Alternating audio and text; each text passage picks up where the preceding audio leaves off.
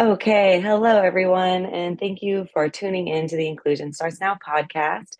I'm Kayla, and today I have another friend that I have met via social media, Jared. Jared, would you like to introduce yourself and tell everyone a little bit about yourself? Yes, my name is Jared Van. Currently a PhD student at Penn State.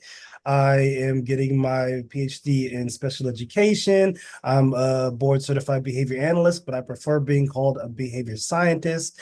And I'm really interested in the different social justice movements, abolition of the prison industrial complex and police, as well as precision teaching, direct instruction, and instructional design. Well, I'm going to have a bunch of follow-up questions because I feel like there are so many things that will probably need to be defined for a bunch of our listeners. Um, First, can you explain why you want to be called a behavior scientist instead? Yes.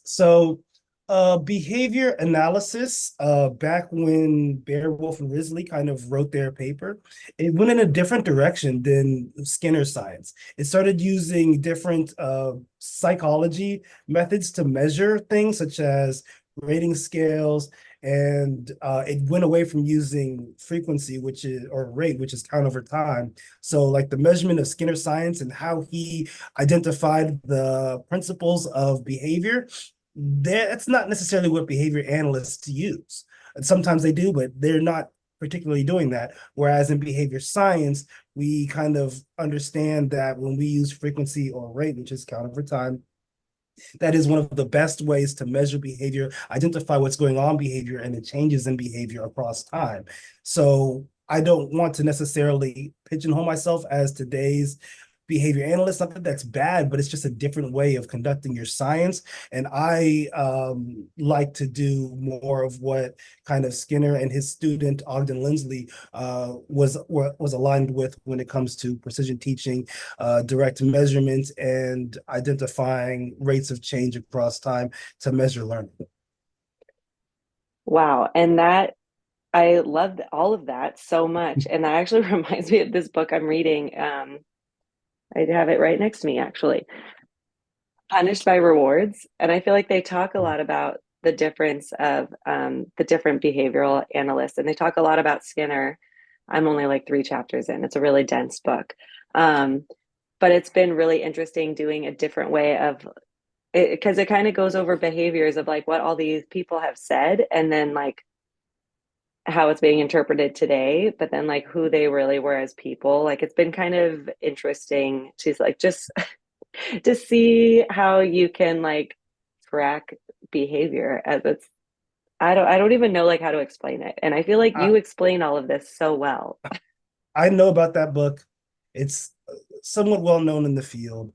Um, I would say it's definitely a point of view, but the author gets a lot of stuff wrong, just not really understanding or conceptualizing behavior science or behavior analysis in the correct way. From what I've heard, he's Oh, actually a student trying to be a behavior analyst or whatever, and he failed a lot. And he was frustrated with the fact that he failed a lot, and then he wrote that book. And there's like a lot interesting. of lore behind it that a lot of like long timers in ABA know about, um, especially when it comes to him and that book in particular. And it's a way that a lot of people try to say that like behavior analysis and behavior science is wrong, when in reality, behavior science is a tool like any other tool, like any other science. And there were definitely, and there are people that are using it in harmful ways. But like any other tool, like a hammer, it can be used to Hmm. build a house and it can be used to harm a person. So to say that behavior science or behavior analysis is bad, well, you could decide not to do behavior science, but behavior science is going to do you because it's Yeah. operating within our environments all day long. All we're trying to do is rearrange the environment for better outcomes that are socially significant for the individual operating within said environment. Yeah. Okay. Well, so I think that makes a lot of sense because he does say very extreme views. And I mean, it's like all about rewards and how we're this society built on this reward system. Um, which I do think is really interesting, but I have no idea how to not have some sort of rewards at all. Like, I mean, I reward myself also when I do things that like I didn't want to do or like I knew I had to do or whatever. Mhm. But that's really interesting. And I'm gonna definitely keep reading this book because now I want to go into it with that sort of mindset of like what you're saying. And you just brought up ABA, and I actually was wondering if you could define that for the Mhm. listeners. Okay, applied behavior analysis. It's a good question. Define it. It's really how we the way applied behavior analysis, we understand that the environment selects and shapes behavior.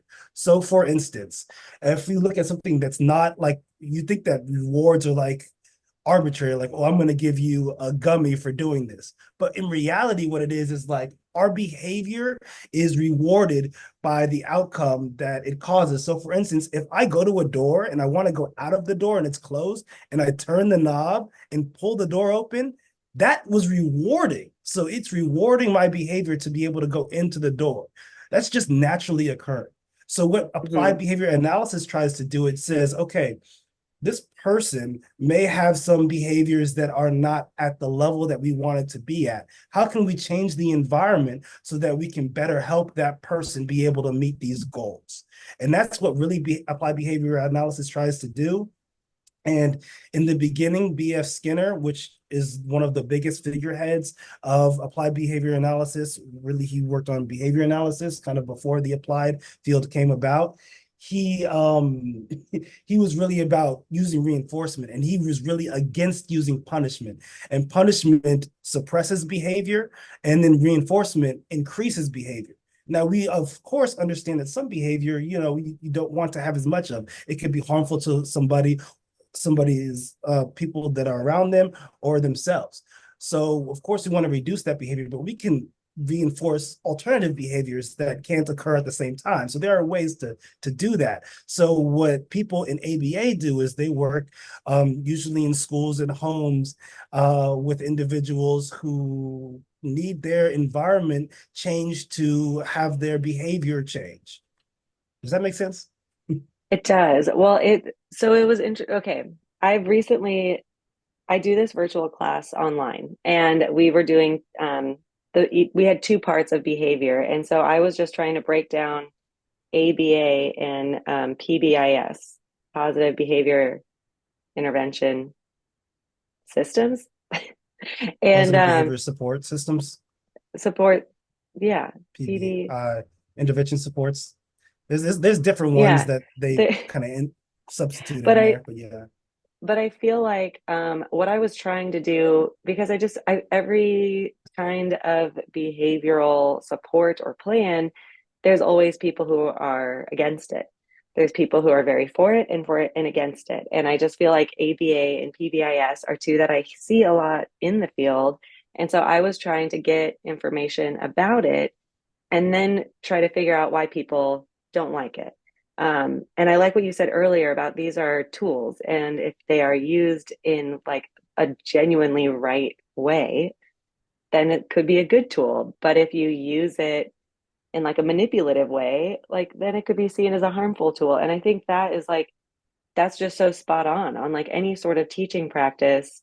Um, like, and I think about this a lot with my kids because I try really hard not to be um, like, okay, we'll go clean up and I'll get you a treat. Like, I really don't like doing that kind of thing. Like, I really do want them to have some sort of like internal motivation that like we just want the house clean or, let's put away our toys so we know where they are when we want them. But sometimes that sort of positive outcome, they don't see it because, well, they're very little. They're 3 and 2. Hmm. But even working with the students that I worked with, it was a lot of students with extensive support needs. And so it's like if it wasn't a outcome that they could see right away, it was sometimes harder to get them to see, like, if you put your, tablet back over here on the charger, then we have a better chance of being charged next time you want it or something. Um, so it's just, you're saying a lot of really interesting things. And before we started recording, you were telling me that you're a student. So I was wondering if you could just kind of, if you want to shout out your school, your professor, the book one more Oh time. yeah. Yeah. So I will do that, but can I really quick touch on Oh, what you were yes, talking about yes. with your daughter? So we have these things called arbitrary reinforcers and natural reinforcers. Arbitrary is where we kind of use the tokens, or we use like the treats or whatever snacks to reinforce behavior, because the natural environment isn't getting it to happen. But what happens is we can use those arbitrary reinforcers, we can fade them out over time, and then we can kind of get it to where the natural environment is reinforcing the behavior. But you have to kind of go through that process, because already it's just not happening. You see the room's not clean. So you have to start somewhere, and in our real life, we get arbitrary reinforcers all the time for what we do. We do a job, we get money, which is a secondary reinforcer. It's not, money isn't something you can just kind of pick out of the sky or out of a tree. Someone gives it to you for a service. So I don't understand often why people feel like children or other people shouldn't be compensated for a service that you want them to do, when you wouldn't do a service that you wouldn't be compensated for. Like it's like the math ain't mathing. But to go on to your school thing, I am at Penn State, and I am a PhD student. I specifically came here because I was learning a lot about precision teaching, and I was like, "Oh wow, this is really interesting." And I had a man come to my school. His name is Dr. Richard Cabina, and he was doing a workshop on precision teaching. And after the workshop, I DM'd him on Instagram and I said, "Hey, is there anywhere where I can go to get my PhD in precision teaching?" And he's like, "Well, I'm a professor at Penn State, and you could try to get in here and sign up, and we'll see if you get in, and you could come here." So I did that, and thanks to a DM on Instagram, I'm here, and he has written quite a few books, but this is one of the big ones, the Precision Teaching book.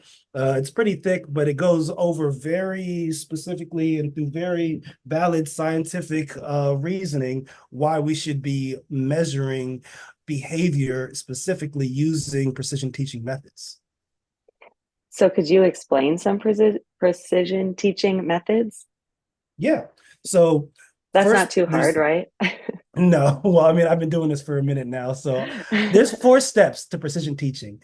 It's pinpoint, record, change, try again. Pinpoint is how we define a behavior. We don't use operational definitions like many applied ABAs or BCBAs, because operational definitions are a way to describe a behavior, but they're often ambiguous, slapped together with random words that seem to try to get at what the behavior is happening. But the pinpoint actually has a formula. It says, let's talk about the learning context or the learning channels. It says then the movement cycle and the context. So it's a very specific formula for how you write the behavior that's occurring so you can detect it more accurately. And Dr. Cabina did some research on which one has more detection accuracy, the operational definition or the pinpoint. And it was found that the pinpoint had like 93%, whereas the detection accuracy of an operational definition had like 75%. So if you're trying to detect whether or not a behavior is occurring or not occurring, and you can't even detect if it occurs accurately, you got a problem. That's imprecise measurement, which is why in precision teaching, that's the first step, is precisely defining the behavior that occurs. And I think a lot Pinpoint, of people have a problem with that first one. I think that's a yes. really hard one, like to get at just at the beginning. So Yeah, and that, and this is the especially first time I've heard this. I've never heard this broken down like this. So this is amazing. yeah, no. And if you think about it, look at IEP goals. Like those are vague. Like think about this, knows their ABCs. What in the world does that mean? Because you can look at it, a teacher or a parent might be like, oh yeah, that student knows their ABCs. Well, does that mean that they can see and say the letter? Does that mean that they can see and say the letter sound? Does that mean that they can think and say the alphabet? Does that mean that they can, hear a letter and then write it down? There's all kinds of ways you can know it, but we have to define specifically how we expect the child to learn it so we can teach the way we test and test the way we teach. So Mm-hmm. that's one. Record is Beautifully when said. we Thank you. Record is when we just, take data on the behavior, usually with frequency. We take data on how many times the behavior occurs under a certain amount of time, because all behavior happens across time. And you could take time out of behavior, but you can't take behavior out of time. So you have to know how long it happened, because you could have a goal where the child goes across the street at 100% accuracy, but it's like they kind of need to do it a little bit quickly, right? Like we need to know how long it took to get across the street, because if they're getting across the street 100% of the time, that's great. But what if they're going super slow? That's not acceptable in our society for safety. So we have to define it thusly. Then pinpoint record change is to make sure what we do is we measure the behavior on the standard acceleration chart, which I just got like 500 of them. So they look like this. Um, and it looks scary at first, but I mean, even 6-year-olds learned how to use it.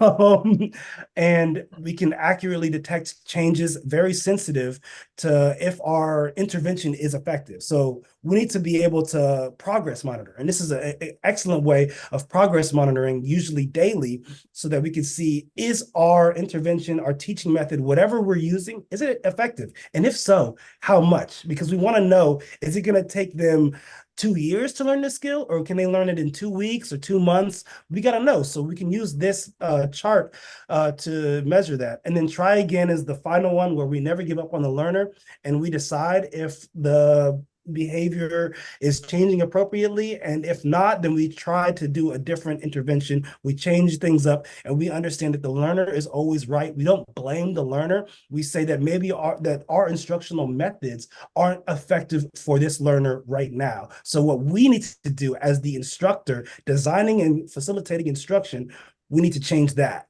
because the learner is always right. And they're telling us what our instruction is giving them when we record it on the standard acceleration chart.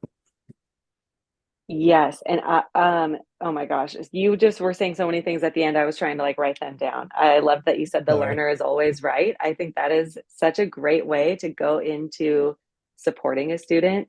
And then the try again, that it might not work right now, because so many times I've talked to teams where they're like, well, we tried like an AAC device and it just didn't work. And it was like, okay, well, then what'd you try after that? And then, maybe it's been a year or two and it's like, okay, well, it kind of seems like they're picking this up. Maybe we should revisit this original plan. Like Mm-hmm. it really is just this constant trying again. And then just like how individualized it is. I mean, the 4 steps that you just described is so good for each individual student, that we're looking at each learner as like an individual learner, that they're all have so many different pieces that you know come together to make them their person that they are.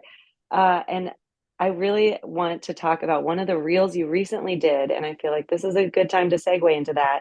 The relative versus absolute growth reel that you did. It is Mm-hmm. so good. Can you explain that for everybody? I know that you could probably talk about this like a whole hour of like a lesson, but let's see how we can summarize it. I want to explain this in a way that it doesn't scare people and it's as simple as possible. So let me start Yeah. with this. There's absolute and there's relative. So behavior change is relative to previous behavior change. And so let's see like this. We understand that a baby's first step is incredibly important. Big, we get excited, we clap, everything. But at the baby's 1000th step, it's not necessarily as important, right? Because relative to where you were, it's different. Same with like a kid learning their first words, that's important. But if they already have hundreds of words in their bank of words that they've used, you might not notice a difference. So that +1 is different when you are at different levels. When you're from 0 to 1, is a much bigger leap than from 100 to 101. So while it's absolute change is +1, relative to where you started, it's a big difference. So when you're measuring behavior using like a non-standard line graph, like a lot of people do, they don't know that those graphs underestimate at low frequencies and overestimate at high frequencies. So when they decide how to provide instruction or interventions, they're looking at a graph that is not telling them, that's kind of misleading them. Mm-hmm. And And the problem with that is this is how you make decisions. You make clinical decisions, you're supposed to, based on the progress monitoring system that you have. You're supposed to make timely database decisions on that progress monitoring system. But if the progress monitoring system is, I wouldn't say lying to you, but not giving you the full picture of what's happening, then you can't make adequate decisions for your student or for your learner. And another thing is behavior, we've learned in precision teaching, it multiplies and divides like cells do in biology. But if you're using an add subtract graph, which goes up like 10, 20, 30, 40, 50, 60, that's an add subtract graph, then it's like, okay, well, I'm looking at behavior that multiplies on a graph that adds and subtracts. So the math isn't mathing, Yeah. and there's a discrepancy with the way that you're visually displaying data and the way that behavior naturally grows and decays in real life. Um, and one more example, because I like multiple examples because I feel like people understand it. One Hmm. other way to understand relative versus absolute change is like I am not a millionaire. I'm not a billionaire. But if I see $100 on the ground, I'm picking it up. If I see $20 on the ground, if I see $5 on the ground, I'm going to give myself a Slurpee. I am excited. If Elon Musk or some other billionaire sees that money on the ground, do you think they're going to pick it up? Do they think they care? Because the amount of money that it is to me is different relative to a billionaire. So understanding that, when you look at change, you have to say, okay, where did the students start from and where are they going? And we have to see if that change is significant. We can't just say, oh, +5 is good, no matter if it's from 100 to 105 or 1 to 5. Those are different changes relative to where they started. So we have to look at students where they're at and then respect the change from where they're at and as it grows. This is a really hard concept to explain and conceptualize, but if we just think about where is the student at and where are they going, instead of just looking at this absolute +5, -5, whatever, then we can really be more genuine and more respectful to our learners to make sure that we give them the care they need to be successful in the environments that they need to operate within. I mean, this whole everything that you just said makes me think about how my program talks so much about like baseline data. And it was like you need to know the baseline data for the student before making a new goal to like try to increase, behavior or learning or whatever. Um, but again, I don't know. I mean, you explain it so beautifully, but I'm trying to envision like what that would look like in the classroom like right now, if a teacher just had a bunch of IEPs and they were all like all over the place, like Mhm. she did like if he got an IEP goal that was like the student needs to know their alphabet. Like, Uh-huh. how would you change that? Like, if the student has like some letters, that is like their baseline data they know, but the goal is like they want to know the alphabet. How would you change that into like an absolute growth So I would see data? where they are. I would take that baseline data and see where they are. And then I would say that we would want to see it. So one, we have to define the behavior. So like Hmm. knows their ABCs. First of all, I think we both know that knowing your ABCs doesn't help you read. It helps you spell, but it doesn't help you read. You need to know your letter sounds. So we Um, basically just need to throw away the goal. I say that to a lot of teachers. I'm like, they give me a goal. I'm like, no, throw it away. Let's figure out like what's the actual like what do we mhm. actually want here? Like what is the long-term goal? Yeah, and then we could be But kind yes, to teachers because they're just doing what they've learned. You know what I mean? They haven't yeah. learned necessarily how to precisely define these behaviors. We can say, okay, well, let's hone in on what we're really trying to get to. So if we want them to see and say letters, then we need to know.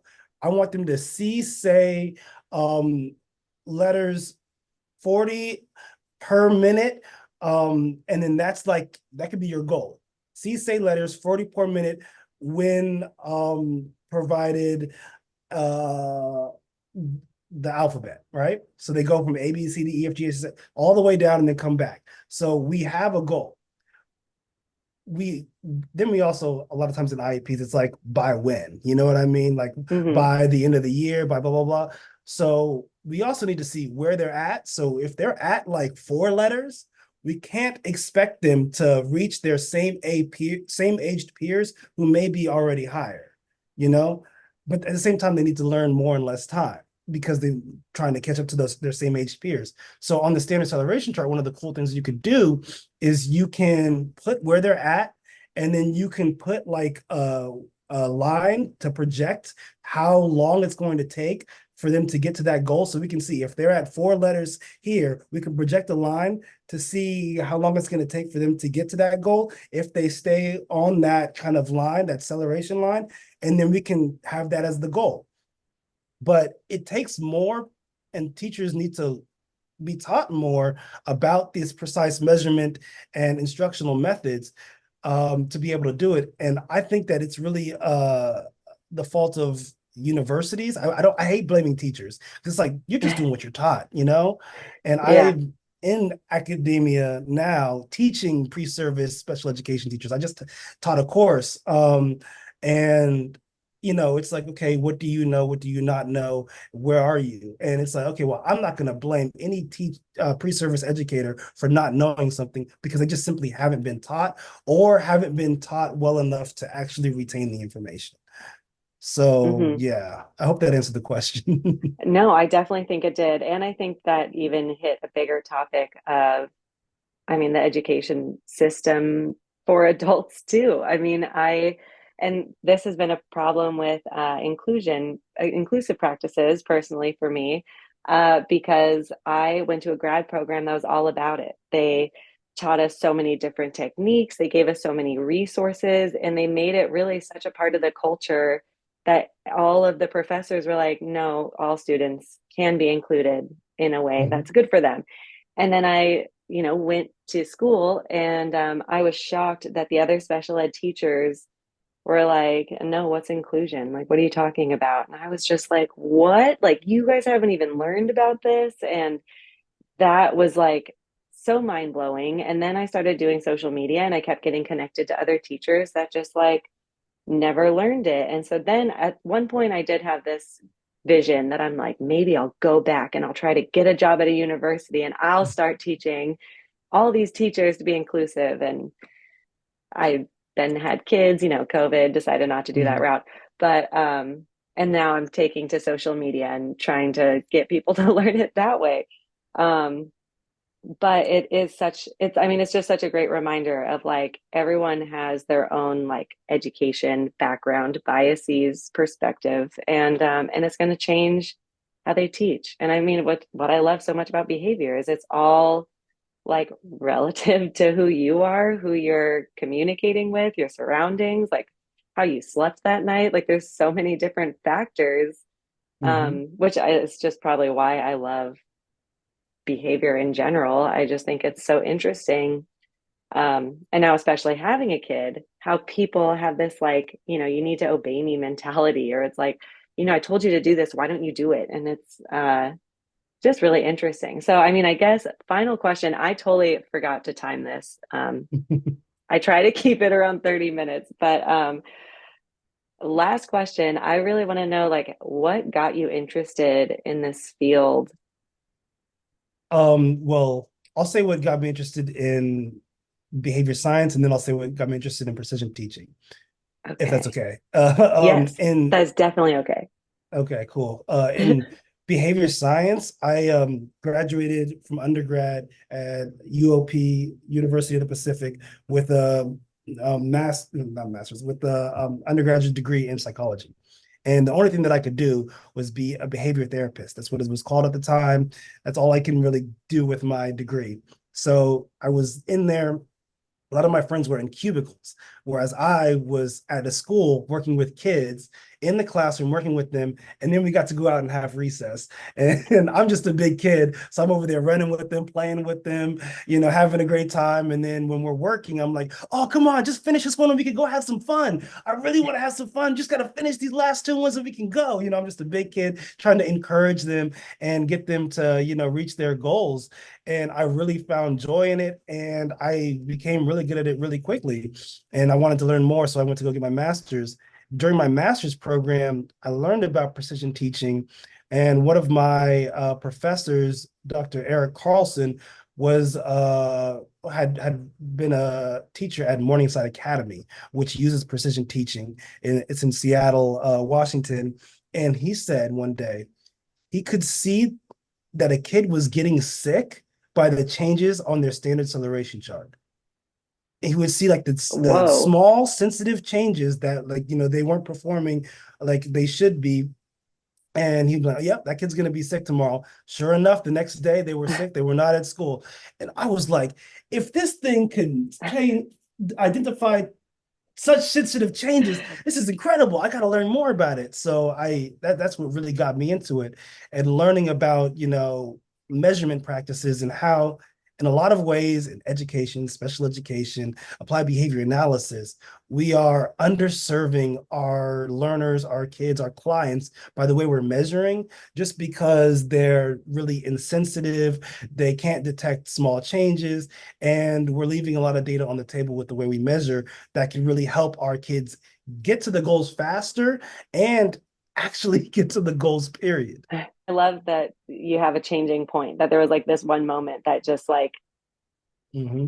changed your whole perspective on it. Cause, yeah, I definitely had that moment too. In I just like was randomly volunteering for this organization where they had it's kids with disabilities playing sports, and it was like on Sundays. And I was an undergrad, and I don't know how I found it or why I even started volunteering as an undergrad, but I did. And I was there for like 1 week, and I was just like, wow, like why are these students like not playing with their other peers? Like that was literally the only thought that crossed my mind when I started this whole journey of inclusion. And I would see adults come in to volunteer and just like be afraid to work with students, basically because of like how they communicated or their behaviors. And I was just like it was just so mind blowing to me. But I'm not really quite sure where I ever, like, I did not grow up with a person with a disability. I grew up in schools where they were very like separated from everyone. So I am not sure why. And I always knew I wanted to be a teacher. I was always very like teacher mode all my life. But it was interesting. Like I can remember that moment of being like, oh, this isn't right. Like I don't agree with Mm-hmm. this, or I really want to learn more. And look at this, look, the fun journey that has eventually connected us. Yeah, and Um, can I say one yeah, thing real quick? yeah. A big misconception about ABA is that it can only be used with kids with disabilities or with kids with autism. And that is not the truth. While it is extremely effective with those populations, it's literally for everyone. If teachers were informed about the principles of ABA and how to use it in real time, in real life, in their classrooms, general education teachers, there's sports performance. Like I know somebody like um, on the LA Chargers that is a BCBA that works with tackling and stuff like that. So it could be used across anything that is related to behavior. And the definition of behavior is the activity of living organisms. So if it falls into that umbrella, ABA is for it. I that's actually really funny because I tell people that, so I used to work in the deafblind community, and there was a lot of practices I learned while working with kids who are deafblind. But I always told people, I'm like, well, that a lot of what I learned there is actually really helpful just like in for special education in general.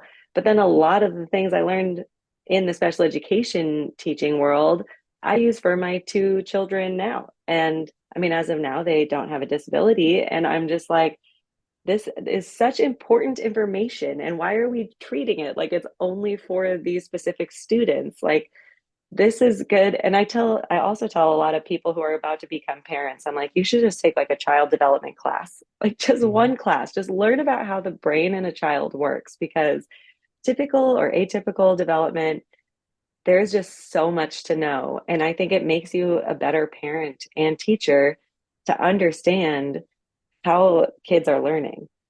Because, yeah, when Yeah. people get all frustrated, it's like, dude, they're a kid. Yeah. And They're what's good literally for learning. Yeah, and what's good for kids in special education is also good for kids in general education Yeah. because the methods are really special education is specialized education for the learner. We're specializing the education for the learner. And I think that personally, I think that all students should have an IEP because don't we care about all students maintaining their growth and getting and hitting goals? Like I just, I'm sorry, I can get off my platform right now. No, I totally agree with you. Totally agree. Well, would before I sign off, would you like to tell everyone where they can find you to learn more about everything you're learning? Yes. You can find me on Instagram and TikTok at Jared Van Education. Jared Van is JaredVan. And you can also email me at jared.van92@gmail.com. And yeah, you can find me there. That's great. I'll also put them in the show notes so anybody can look below and get all of your information. I'll Awesome. ask for like your social security number and stuff later. Okay, great. Uh, Thanks. well, Jared, thank you so much for coming on. I appreciate it so much. I love all of your posts. They are so informative. So everybody definitely check him out. And thank you everyone for being here. Inclusion starts now. Nope, inclusion starts with you. And I just want to help. Have a great day.